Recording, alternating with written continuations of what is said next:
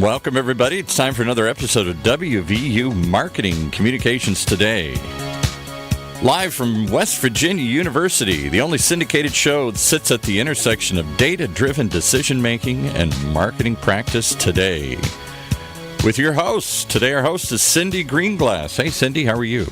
Hey, Paul. I'm great. How are you doing today? Okay. How's West Virginia looking today? Oh, everything's beautiful and sunny and bright. Spring has finally arrived for us. Thank heavens. So who'd you bring along today?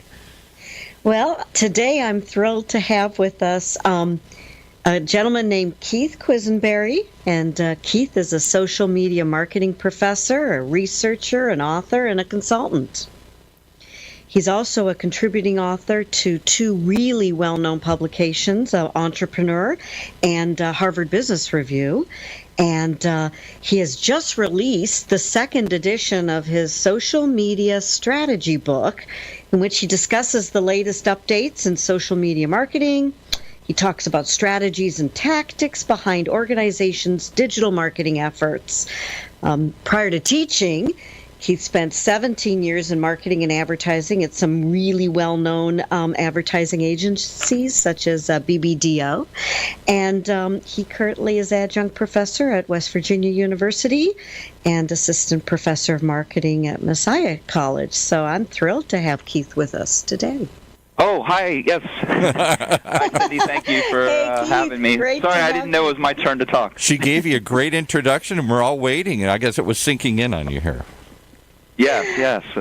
You made me sound better than I feel like I am, but I'll give you my best and hopefully give some people some great insights. Well, Keith, I'm thrilled to have you with us today. And, just to set the stage, what we're going to talk about is simplifying social media metrics. Metrics are just simply the standards of measurement by which, efficiency, performance, or progress can be assessed. But in social media, it gets a lot more complicated, and it gets complicated quickly, as Keith says, with the amount of data and options that we have, what's collected, where it's collected. And so I wanted to kind of kick us off. And Keith, I'd like to start with this question where you said it gets complicated quickly, and say, tell me what you mean by that. Yeah, just for example, if we look at some of the top social media channels and what is actually available through their analytics programs, their insights programs. So Facebook Insights, it can give you all kinds of data. It can give you metrics on page posts, such as likes, unlikes, organic likes, paid likes, reach, engagement rate, impressions, graphic information. It can also give you detailed video stats, including views for 3 seconds, 30 seconds, 95% of total video length. Then if you jump into Twitter, Twitter gives you similar information on mentions, follows, and tweets linking to you, engagement rates, link clicks, retweets, and then you get into LinkedIn and Pinterest and Instagram, and they all have these very detailed, specific metrics. And it can get very overwhelming quickly, and there's almost too much to measure if you don't kind of know what you're trying to measure and what you're trying to prove. Holy cow, that's a lot of data. I didn't even realize that there was that much that you could measure just in that brief description. It does seem not only complicated, it's a lot of data which can be good, but yeah, how do you make sense of all of those individual metrics? I mean, where do you even start? Yeah, you have to make it to make all that data actionable or understandable. You have to understand the bigger picture, and what I like to associate that with is understanding your unique business goals. Recent data says that over 90% of medium and large businesses have used social media in their marketing for 5 years or longer. Yet, the CMO survey reveals that nearly half of marketers are unable to show the impact of their social media investments. They're still struggling to prove that ROI. And I think what's happening is too many of them are getting caught up in these smaller metrics. Like sometimes they're called vanity metrics, the likes, the comments, the shares.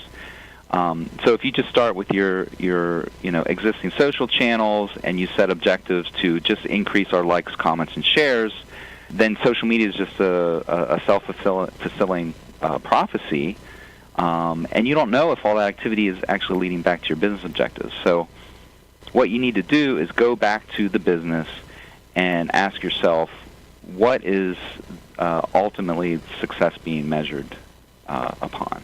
What is our business trying to do? And it can be things like increase sales or change the perception of the company. Perhaps you had a recent crisis and there was negative news about the company. You want to change that perception, and you want to increase positive sentiment versus negative sentiment. Maybe you're a nonprofit and you need more donations or volunteers. So you need to start there, then work your way through to the unique, specific social media metrics that are going to show progress towards those larger business goals. Very interesting. So I want to just follow up on that for a minute. The folks that have responsibility for their social media, the marketers who are in charge of the social media channel, do you think that they have visibility into the business goals? Is it a reasonable expectation that they should be aware of what the business is looking to achieve, or what those overall business or marketing objectives are? I think they should be asking those questions. They may not have access to that, and if you get a project and you're working on it, and you may not have access to the marketing plan, and you don't know what those larger objectives are. But to me, you can't have an effective social media strategy unless you understand what those business objectives are. So what I would do is I would first just start asking questions. If a client comes to me and they say, I just want you to do social media, I'm not just going to be happy with increasing, likes, shares, and comments on the existing social channels. I want to ask them, what numbers must you hit? How do you know you are successful? How does your boss judge your success? What has changed recently that's challenging your company? What do your stakeholders care about most? And, you may then pull out increasing sales, generating leads, improving customer satisfaction. Then go back and then start looking at your social media. And the first thing you may learn is, their business objective is related to a certain target market, and we're not even on the social channel that target market is most active on. Then you need to start even changing your tactics. Huh, interesting. Yeah, that's good, because I think so many of us marketers, we get, or in business in general, if you're individual contributors and you're so focused on delivering on tactics, right? Sometimes you forget, the forest for the trees, just bringing your head up and asking that bigger question that, what are we trying to solve for? What is the overall marketing objective we're trying to achieve, or the business objective? It's good to remind us to ask that question. Yeah, I have off the top of my head, here's a good example. A social media-focused objective would be something like, within 6 months, grow our number of fans and increase engagement on Facebook by posting a minimum 5 times a week. Pretty good, specific, time-bound, quantifiable, measurable objective, but it's only social media-focused. Instead, you want to look for something like increase awareness of the brand by 20% for people ages 18 to 24 within 6 months. And then you're looking at the bigger picture, and you're like, okay, so I need to increase awareness of the brand for this age group. Where is that age group active? Well, they're not on Facebook. Actually, they're on Instagram and Snapchat. So suddenly now you're even playing in the right social channel, and then you're looking at the metrics that are going to help you measure that. That's a great example. Thank you, Keith. That's a great example. While we're on that and looking for some good examples, is there a simple way to link social media metrics, right, to the business marketing objective like you just shared with us? I understand in your book that you have some templates that you share. Yeah, I actually created a social media metrics template, and the template itself is very simple, but it's purposely simple to kind of weed through all this data and all the possibilities. And basically, what you do is it's a simple grid. On the left side, you list your social media channels. So you'll have, if you have a Facebook account, an Instagram account, LinkedIn, and YouTube, for example. And then across the top, you're going to list your business objectives. So objective 1 may be to increase awareness. Objective 2 may be to generate a certain number of leads, increase positive to negative sentiment.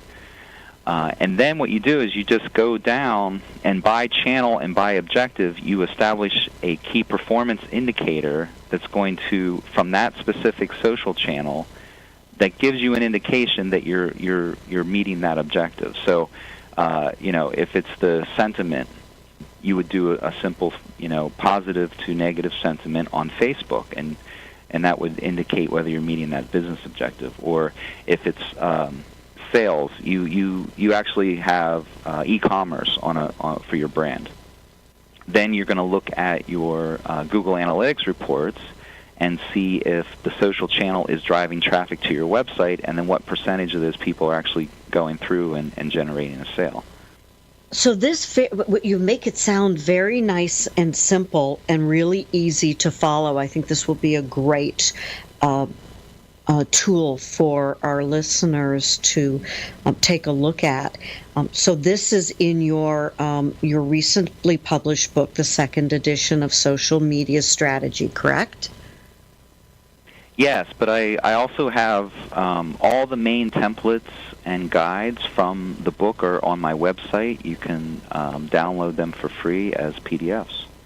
And what website is that? It's postcontrolmarketing.com. POST controlmarketing.com. Great. Well, we're going to be taking a quick break in a couple of minutes here, and for Paul to chime in. And while we're on break, Keith, I'd like you to think about sharing with us any other valuable tools that you can recommend to our listeners that can help link social data to those business objectives. I think this is such an important part of what us marketers lack sometimes, is making that connection from the social to the actual business objectives. So when we come back, let's pick it up with Keith Quesenberry. Paul, I'm going to hand it back to you. Okay, and I'll pick it up and remind everybody that, marketing is more than ads and press releases. It really is. Marketing is about building relationships. Well, one place you can build relationships and connect with other marketing professionals is at West Virginia University's upcoming Integrate Conference in Morgantown, West Virginia. It's being held this summer, August 1st through the 4th. Perfect time to visit the area and network and learn from industry leaders. Speakers represent large and innovative organizations like Cisco and Facebook, as well as agencies like Cappuccino and Fujikata. Register today at integrate.wvu.edu. That's the Integrate Conference at West Virginia University coming up this summer. Integrate.wvu.edu. And after you do that, you might look at the whole overall online data marketing communications program which West Virginia University offers, which sponsors this program. It's the first graduate program to focus on data's impact on marketing communications. Learn innovative strategies from award-winning faculty as you shape the future of marketing. Learn more at, here's some more letters to write down, dmc.wvu.edu. DMC for Digital or Data Marketing Communications Program, dmc.wvu.edu.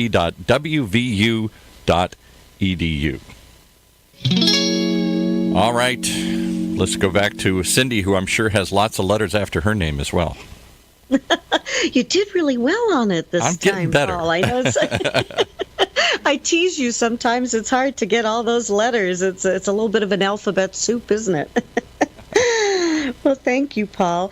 Right before the break, Keith and I were talking about linking social media metrics to overall business objectives, and I asked Keith to think about, are there some other tools in addition to his the templates that he shared with us available for free on his website that he could also recommend to our listeners. And Keith, have you had a chance to think of a couple of those tools you'd like to share with our listeners? Yes, one of the most valuable tools is, of course, Google Analytics. But Google Analytics has specific social reports, and these are especially useful in breaking down your social traffic to know how and which social media marketing is working best for you. There's actually a social conversions report, and that will show which social networks are leading to website conversions. And you can decide, you can set up what those conversions mean. It could be a direct sale, it could be a download, an email subscription, an event registration, a quote request, whatever that conversion is, and then it'll give you a report and it'll tell you which social media actions and channels are delivering those conversions. And you can even set specific dollar values to the conversion. How much is that? If it's a sale, it's how much they spent. But you could say, for the number, 40% of our quote requests actually end up in a B2B sale, and you can kind of figure out, well, what is a quote request worth, and you assign that dollar value to it, and then you're getting true ROI on that social media investment. Aha. Excellent. What about other monitoring and analytic tools beyond Google Analytics? Is there any others that you can think of that we can use? Yeah, if you're not using a social media publishing and listening and monitoring program, you want to look at something like a Hootsuite, or if you have a robust CRM, customer relationship management program like Salesforce, you can use their social media platform to really track this into your current customers and leads. There's a new one that I just heard about that your public relations listeners may be especially interested in. It's called TrendKite, and I think as a discipline, public relations has really kind of kicked off social media, kind of owned it, and then for a while here it's kind of been taken away from them with marketing and advertising people, and now they're coming back. And I think a lot of them are really trying to emphasize this metrics and measuring performance. So the TrendKite has created a very robust measurement system where they're tracking not just impressions of your articles, but they're pulling it back to delivering traffic to websites and engagement and awareness, search engine optimization. How much did that earned media actually contribute to driving traffic to the website? It's not just the traditional advertising or digital marketing that's contributing to that. So it helps public relations really justify what they're doing in social. And how do you spell that? It's TREND KITE. AITE? KITE. KIT. Oh, like a kite. Yeah. Okay, I gotcha. All right, Trend Kite. I got it now. Yes. Thank you for spelling that out for me. Good recommendation there for us. Thank you, Keith. I'm going to change gears on us just a little bit and ask you, we were talking about public relations, and yes, they traditionally had more of the softer metrics and how they've embraced this very much, and they're looking at KPIs and ways to measure the impact of their profession and their efforts and tactics on business objectives. But let's say, what is, in your opinion, what do you think the biggest mistake that marketers in general still make when it comes to metrics and social media? What comes to mind for you? Again, it's just this. I think we're thinking too small, and we just go into it and we take an existing social channel and set goals for raising numbers of engagement numbers, more followers, more likes, more comments, more shares. And I just feel like it's a social media only perspective, and you have to get to think outside of that. You have to connect those social media actions to broader business goals from the beginning, then you're backtracking later and you're trying to justify the management, the spending, and they're going to be asking you questions like, well, how much is a like really worth? And how do I know that like translated into a sale or, whatever they're looking for? So I would try to think of it in terms of, Jay Baer from Convince and Convert actually suggests, think of social media metrics in categories. This is another way to approach it. You have your consumption metrics, and that's more of those smaller metrics. How many people viewed, downloaded, listened to the content if it's a podcast. And then your sharing metrics, how often is it shared, how many people are seeing it. And then you get into the lead gen metrics. This is where you have to move beyond those. How often is the social media content resulting in a lead? And then the sale, the final sale, which would be going to the ultimate bottom line proof that it generated a sale. A sale was made from the social media content.